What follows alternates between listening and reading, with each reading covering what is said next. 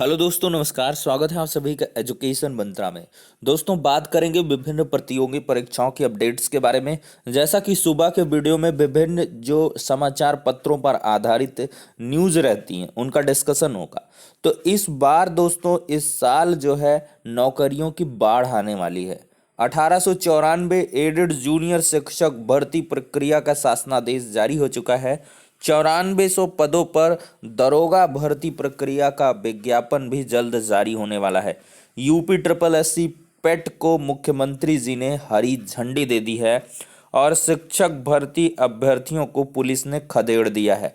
उत्तर कुंजी पर दावा किए बिना पुनर्मूल्यांकन याचिका दाखिल जो की गई थी वो खारिज हो गई है। विशेषज्ञों का पैनल तैयार है। सटपट जो भर्ती है वो दौड़ेगी, सरपट जिसको कह लें। और एडेड जूनियर शिक्षक भर्तियों को लेकर जो सटीक जानकारियां हैं वो सभी आप सभी को उपलब्ध करवाई जाएंगी। तो चलिए दोस्तों, बिना किसी देरी के वीडियो सेशन को यहाँ पर स्टार्ट करते हैं। और सबसे पहले हम यहाँ पर बात करेंगे एडेड जूनियर शिक्षक भर्ती के बारे में।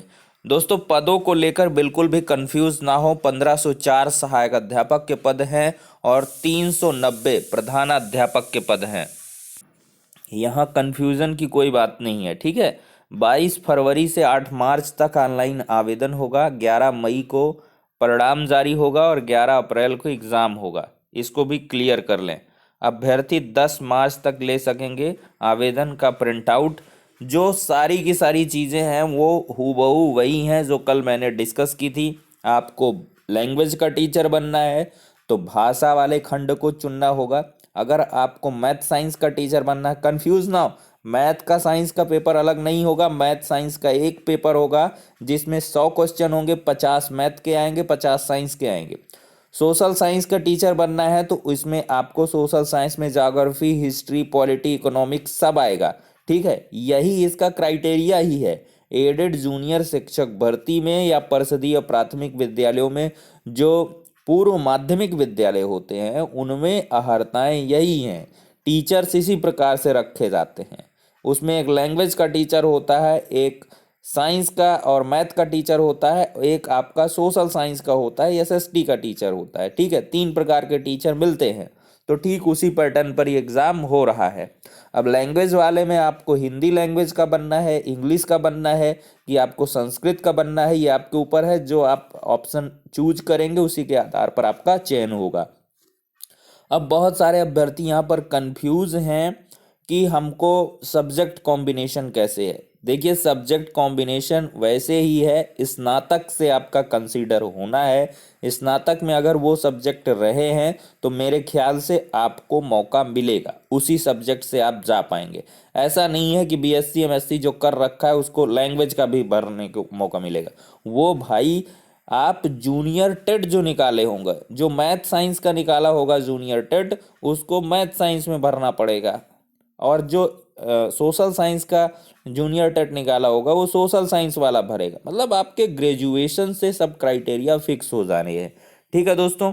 और यहाँ पर एग्जाम को ले लें तो 50 क्वेश्चन जो शुरू के आएंगे वो सबको कॉमन रखने हैं। उसमें सामान्य ज्ञान होगा, जीके जीएस और करंट अफेयर्स होगा और रीजनिंग होगी।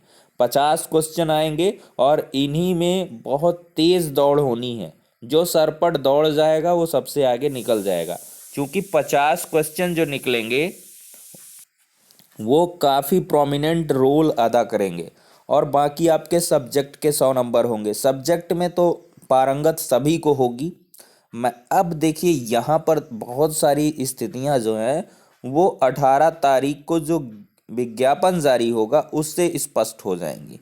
उसमें और विस्तृत विज्ञापन जारी होगा जिसमें आपको टीचर की वैकेंसी का क्राइटेरिया भी फिक्स होगा कि लैंग्वेज की कितनी टीचर की, मतलब लैंग्वेज टीचर की कितनी खाली हैं, भाषा वालों की, सामाजिक विज्ञान विषय की कितनी खाली हैं और मैथ साइंस की कितनी खाली हैं पोस्ट। उनके आधार पर आपको पद दिख जाएंगे और उस आधार पर आप लोग ऑनलाइन आवेदन कर पाएंगे। और सब्जेक्ट के बारे में भी वहाँ पर डिटेल्ड नोटिफिकेशन जारी होगा। इसकी पूरी दोस्तों संभावना है। और देखिए, सहायक अध्यापक के लिए न्यूनतम शैक्षणिक जो अर्हता है वो स्नातक है और प्रधान अध्यापक के लिए स्नातक के साथ अध्यापक के रूप में 5 वर्ष का अनुभव है। अब देखिए, न्यूनतम शैक्षिक अर्हता को यहाँ पर लेकर लड़के कंफ्यूज हैं। भाई, न्यूनतम शैक्षिक अर्हता तो दे दिया, और साथ ही साथ आपको टेट भी क्लियर करना होगा। सुपर टेट से पहले, जो जूनियर का सुपर टेट है, उससे पहले यहाँ पर आपको टीटी निकालनी होगी जूनियर की। और वो जूनियर की टीटी सभी को मालूम वही दे सकता है जो आपका जो है बीएड किया हो या बीटीसी किया हो। बहुत लड़के कंफ्यूज हैं कि बीएड बस होगा, बीटीसी नहीं होगा। भाई बिल्कुल होगा, इसके बारे में समय समय पर यहाँ पर संशोधन भी किए गए। हालांकि इस बिंदु को लेकर, न्यूनतम शैक्षणिक अर्हता को लेकर, बहुत सारे लड़के कोर्ट कचहरी कर रहे हैं। भाई जिंदगी भर यही करते रह जाओगे, क्या इसमें गलत कर दिया है हैं? तो अब अरे कर लो भाई, स्नातक वाले जो ग्रेजुएशन करके बैठा है कर ले, वो कुछ कर ही नहीं पाएगा। ठीक है, क्योंकि यहाँ पर टेट भी तो अनिवार्य रखा गया है, इस वजह से कंफ्यूज ना हो। देखें तो इसमें बीएसए का कोई रोल नहीं रहने वाला है। विशेष सचिव आरवी सिंह के अनुसार सहायता प्राप्त जूनियर हाई स्कूल में सहायक अध्यापक, प्रधानाध्यापक के पद पर चयन निदेशालय स्तर से किया जाना है। लिहाजा भर्ती के लिए बीएसए से अनुमति लेने की कोई आवश्यकता नहीं है। यहाँ पर दोस्तों बीएसए से इनको चयन के लिए अनुमति लेने की आवश्यकता नहीं है। लेकिन आप जो सहायक अध्यापक के पद पर कार्य कर रहे हैं परिषदीय प्राथमिक विद्यालयों में, चाहे 69,000 में हो या किसी भर्ती में, आपको एनओसी ले लेनी है विभाग से। संबंधित विभाग से आवेदन करने से पहले ही आप लोग जो है एक एनओसी खंड शिक्षा अधिकारी से फॉरवर्ड करवा के मतलब प्रार्थना पत्र उसको बीएसए कार्यालय पर पहुंचा दीजिए। वहां से एनओसी जनरेट हो जाएगी, कोई उसकी प्रॉब्लम नहीं है। ये दोनों अलग अलग चीजें हैं, ठीक है। और देखिए, प्रधानाध्यापक के लिए 5 वर्ष का कोई मान्यता प्राप्त स्कूल हो, वहां पर आपको पढ़ाए होने चाहिए। मतलब 5 साल का अध्यापन अनुभव यहाँ पर अनिवार्य रखा गया है। चलिए, एडेड जूनियर शिक्षक भर्ती की बात हो जाती है। अब यहाँ पर अधीनस्थ सेवा चयन आयोग की प्रारंभिक अर्हता परीक्षा का रास्ता देखिए दोस्तों, साफ हो गया है। लगभग 50,000 पदों पर भर्तियां होनी है। उत्तर प्रदेश अधीनस्थ सेवा चयन आयोग द्वारा अपनाई जाने वाली द्विस्तरीय परीक्षा प्रणाली के तहत प्रारंभिक अर्हता परीक्षा यानी कि पेट कराने का रास्ता साफ हो गया है। मुख्यमंत्री योगी आदित्यनाथ ने चयन आयोग द्वारा प्रस्तावित पाठ्यक्रम एवं परीक्षा कार्यक्रम को मामूली संशोधनों के साथ सैद्धांतिक सहमति दे दी है। मुख्यमंत्री द्वारा जल्द परीक्षा कराए जाने के निर्देश पर आयोग गुरुवार को पाठ्यक्रम आदि की जानकारी दे सकता है। परीक्षा अप्रैल मई में हो सकती है। बुधवार को मुख्यमंत्री के सरकारी आवास पर उनके समक्ष पेट के पाठ्यक्रम और परीक्षा कार्यक्रम का प्रस्तुतिकरण किया गया। आयोग के अध्यक्ष प्रवीण कुमार ने मुख्यमंत्री को पेट को लेकर की जाने वाली तैयारियों से अवगत कराते हुए परीक्षा संबंधी योजना और पाठ्यक्रम की जानकारी दी है। तो देख सकते हैं दोस्तों, आयोग परीक्षा में 30 लाख से ज़्यादा अभ्यर्थियों को बैठने की उम्मीद है। ऐसे में व्यापक पैमाने पर तैयारी करने पर परीक्षा अप्रैल अंत में या मई तक कराई जा सकती है। ठीक है दोस्तों, यहाँ पर आपको यूपी ट्रिपल एससी से भी पेट का आयोजन देखने के लिए मिलेगा। वहीं पर दोस्तों यहाँ पर देख लें, एक नई अपडेट है आप लोगों के लिए। यहाँ पर मैंने कहाँ उसको अटैच किया है, देखिए, दरोगा के 9400 पदों पर भर्ती जल्द। देखिए, यूपी पुलिस में दरोगा के 9400 पदों पर जल्द भर्ती प्रक्रिया होगी। पुलिस भर्ती एवं प्रोन्नति बोर्ड ने इसकी तैयारियां शुरू कर दी हैं। बोर्ड के अफसरों के अनुसार यह भर्तियां नागरिक पुलिस में उप निरीक्षक व पीएसी में प्लाटून कमांडर के पद पर होगी। भर्ती की औपचारिक घोषणा कुछ दिनों में की जाएगी। इसके बाद विज्ञापन प्रकाशित होगा। देखिए दोस्तों, 1894 पदों के लिए 22 तारीख से आयोजन होगा और आयोग शीघ्र आयोजित कराए प्रारंभिक अर्हता परीक्षा यानी कि पेट के लिए मुख्यमंत्री ने पूरी तरीके से यहाँ पर डिक्लेयर कर दिया है। अभ्युदय कोचिंग के लिए पंजीकरण शुरू हो गया है, आप लोग कर सकते हैं। यूपीटीईटी देखिए 2020 जुलाई में होने का आसार है। अब यहाँ से क्यों आसार है, परीक्षा संस्था 2 बार भेज चुकी है, प्रस्ताव भेजना होगा। तीसरा प्रस्ताव शासन का निर्देश, एडेड भर्ती के बाद कराई जाएगी पात्रता परीक्षा। साफ साफ जीओ में ही मेंशन कर दिया गया है कि पहले आप प्राथमिकता के आधार पर एडेड जूनियर शिक्षक भर्ती कराइए। तो अप्रैल में ये लोग करवा पाएंगे, तो फिर इसके बाद इसमें जो मतलब क्या कह लें प्रपोजल भेजा जाएगा, तो वो मई जून तक हो पाएगा।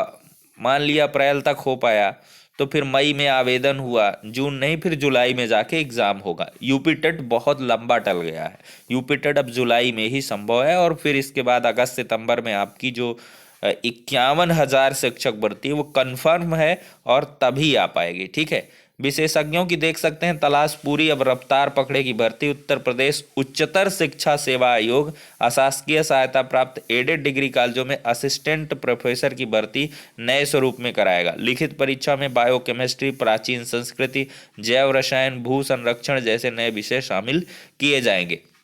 तो ये प्रक्रिया भी बहुत तेजी से आगे बढ़ने वाली है दोस्तों। अब यहाँ पर मैं थोड़ी सी और डिस्कशन करूँगा। 69,000 शिक्षक भर्ती से देखिए त्रुटि संशोधन को लेकर मंत्री जी का आवास घेरने अभ्यर्थी पहुंच रहे थे, लेकिन इन अभ्यर्थियों को खदेड़ दिया गया।